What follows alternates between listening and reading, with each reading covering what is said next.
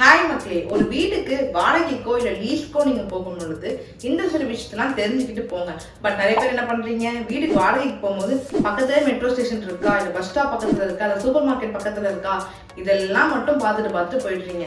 அப்புறம் அந்த வீட்டுக்கு வாடகை போயிட்டு தெரிய வருது அந்த வீடு ப்ராப்பரா இல்லை அப்படின்னாலுமே, இல்ல ஹவுஸ்ல உங்களுக்கு ரொம்ப டார்ச்சர் பண்ணிக்கிட்டே இருக்காங்க அப்படின்னாலுமே, இன்னும் சில பல காரணங்களால அங்க போய் மாட்டிக்கிட்டு என்ன பண்றதுன்னு தெரியாம முடிச்சிட்டு இருக்கீங்க. ஸோ ஒரு வீட்டுக்கு வாடகைக்கு போறீங்க அப்படின்னாலுமே, இல்லை நீங்கள் உங்கள் வீடை வாடகைக்கு விட போறீங்க அப்படின்னாலுமே நீங்கள் ரெண்டல் அக்ரிமெண்ட் போடுறது ரொம்பவே நல்லதுங்க.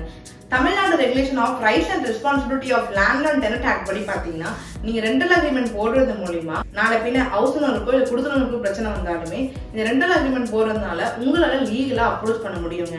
அதே மாதிரி ரெண்டல் அக்ரிமெண்ட் நார்மலா பாத்தீங்கன்னா 11 months வரைக்கும் தான் போடுவாங்க. அது என்ன ரெண்டல் அக்ரிமெண்ட் மட்டும் 11 months மட்டும் போடுறாங்க, அதுல என்னதான் காரணங்கள் இருக்கு அப்படின்னு நிறைய பேருக்கு நிறைய சந்தேகம் இருக்குங்க. ரெஜிஸ்ட்ரேஷன் ஆக்ட் படி பாத்தீங்கன்னா ரெண்டல் அக்ரிமெண்ட் 11 months போடுறது மூலியமா நீங்க ரெஜிஸ்ட்ரேஷன் சார்ஜ் பே பண்ணணும்னு அவசியம் கிடையாது. அதே மாதிரி ஸ்டாம்ப் டியூட்டி பே பண்ணணும்னு அவசியம் கிடையாது. இதுவே அது 1 year மேல 12 months அப்படி வருது அப்படின்னும் போது நீங்க ரெஜிஸ்ட்ரேஷன் சார்ஜும் பே பண்ணணும், ஸ்டாம்ப் டியூட்டியும் பே பண்ணணும். இதெல்லாம் தவிர்க்கணும் அப்படின்றதுக்காக தான் மோஸ்டா ஹவுஸ் ஓனர் அந்த மாதிரி போடாம 11 monthsக்கு போடுறாங்க. 11 monthsக்கு மேல போட்டுட்டு இதுக்கு மேல வேணும் அப்படின்னா ரினியூ பண்ணிக்கலாம் அப்படின்ற ஒரு ஆப்ஷன் வைக்கிறாங்க. சோ தட் நீங்க ஒரு வீட்டுக்கு பார்க்க போறீங்க, போகும்போது 11 monthsக்கு அக்ரிமெண்ட் போடுறீங்க, அக்ரிமெண்ட் அப்புறம் ரினியூ பண்ணிக்கலாம் அப்படின்றதுக்காக லீஸ் அமௌண்ட் ஒரு 25 lakhs கொடுக்குறீங்கன்னு வச்சுக்கோங்க. ஆனா அவங்க ஹவுஸ் என்ன பண்றாங்க, 11 monthsக்கு மேல நீ வேண்டாம் வீட்டுக்கு நீ கிளம்பிடுப்பா அப்படின்னு சொல்றாங்க போது 25 lakhs பாத்தீங்கன்னா 1 year மட்டும் நீங்க கொடுத்துருக்கீங்க. ஐ மீன் 11 மாசத்துக்கு மட்டும் கொடுத்துருக்கீங்க. அப்ப அது உங்களுக்கு லாஸ் தானே.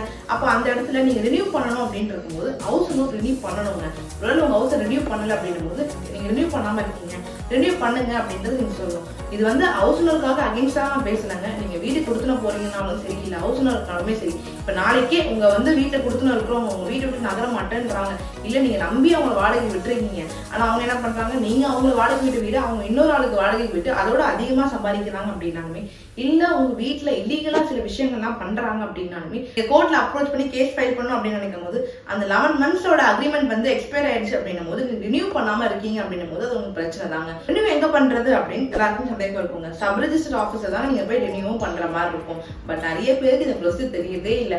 தெரியாம இருக்கும்போது எல்லாம் நினைச்சுக்கிறாங்கன்னா, ஓகே ஒரு வீட்டுக்கு வாடகை போறோம் அப்படின்னும் போது ஹவுஸ் ஓனர் நினைச்சுக்கிறாங்க நம்ம ரெண்டல் அக்ரிமெண்ட் போட்டா நமக்கு தான் அது சேஃப் இல்லை அப்படின்னு நினைச்சுக்கிறாங்க. அப்படி கிடையவே கிடையாதுங்க.